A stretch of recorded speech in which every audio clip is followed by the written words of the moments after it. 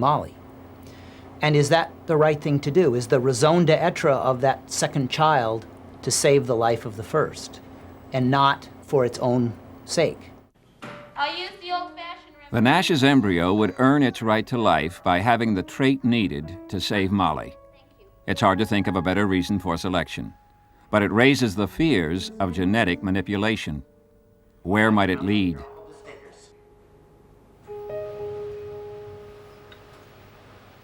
Dr. Sue Daniels is a senior embryologist involved in the production of IVF embryos. Every step is bold, and usually they're done before the steps are taken, the science is developed, before anybody has really thought about what are the implications of these things. Some people may find that unacceptable. Others will say, well, that's fine. You know, it doesn't really matter, and I'll accept the risks of the technology. But certainly, the technology is running far ahead of what any ethical considerations, any social implications, any of that has been considered. Eminent biologist Ruth Hubbard is also concerned. When Louise Brown was born, when in vitro fertilization first was developed, there were numbers of us who were extremely concerned that it would open the door to the kinds of developments that have, in fact, taken place. I'm sure some people think we're playing God. Because you're choosing what you want. And what would you say to them? I would first want to know if they were in our situation. Yeah, I would tell them, I hope you're never in my situation, but don't judge me until you walk in my shoes and know what it's like to live through what I'm living through. And to hug your healthy children and thank dear God that they're fine. But to not criticize me or ridicule me for the choices that I have to make to save my child. When the Denver University Center for Reproductive Medicine realized the complexity of the ethical issues, they called a halt to the procedure. A medical review board was convened. The Nashes held their breath. We don't have any other choices. A family who wants to have a healthy baby, who wants to save their own child, what other choices are there? Here we go! Boomski! Okay, that's it, we're done. You see the water? There it is. Almost a year has passed since the Friedmans first dared hope they could have a healthy child. It has taken Mark Hughes months to identify the mutation among the 3 billion parts that will claim Jack.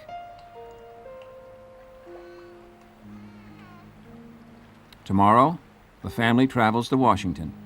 If all goes well, Anne will come back pregnant. The procedure will take 5 days. When the pie was open, you want help with directions? No, I got him right here. The birds began to sing. Wasn't that a dainty dish to set before the king? Day 1, the eggs will be removed and fertilized. Days 2 and 3, the fertilized eggs will divide. Day 4, a cell will be biopsied for diagnosis. Day 5, any embryos free of disease will be transferred to Anne's womb.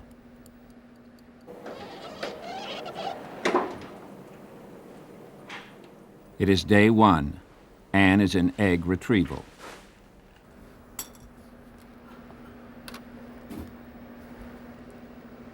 Hormone treatment has stimulated Anne's ovaries.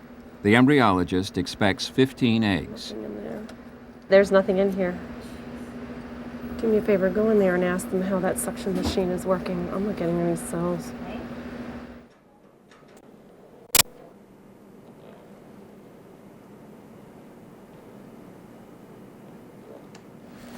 Okay, 4 so far. 4 so far.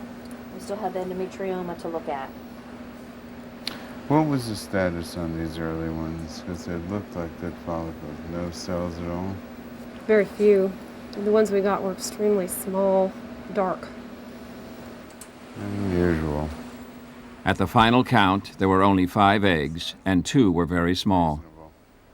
We need to have a lot of eggs because, if we get 10 eggs, we expect maybe 50 or 60% of them are fertilized, and then with the biopsy, you're losing eggs along the way.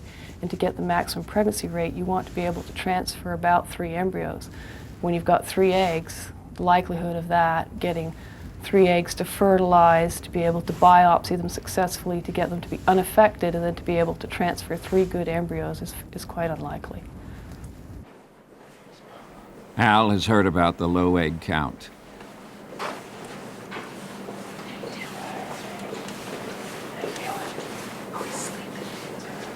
I feel fine. I'm just disappointed. Did Dr. Groden talk to you? He talked to me a little while ago. He said they were still checking to see if there were more than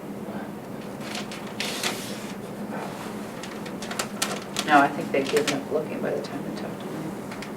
Still day 1, early afternoon, fertilization. This lab is using a new technique called ICSI, intracytoplasmic injection. A single sperm is injected directly into the egg. I go for one that swims well and one that looks reasonably normal. So any gross abnormalities, I don't pick up those sperm. It gets to be quite a routine job, but I think that if I did think about it and the responsibility of what I am doing, maybe starting some life, sometimes I think I might become overwhelmed with the whole thing.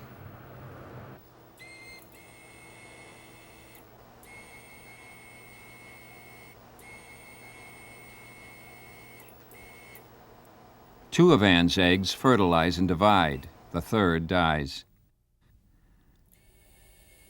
Day 4. A cell has to be taken out for diagnosis. The embryo should have 8 cells by now. The strongest has 5, the other only 2. But still, there is a chance. With an instrument 10 times thinner than a hair, they begin with the more viable of the 2 embryos. This is always a tense moment.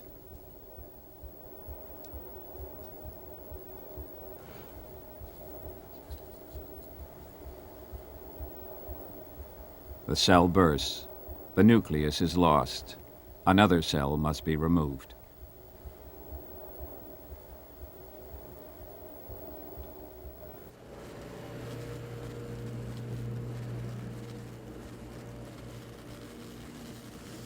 Hey, Rob.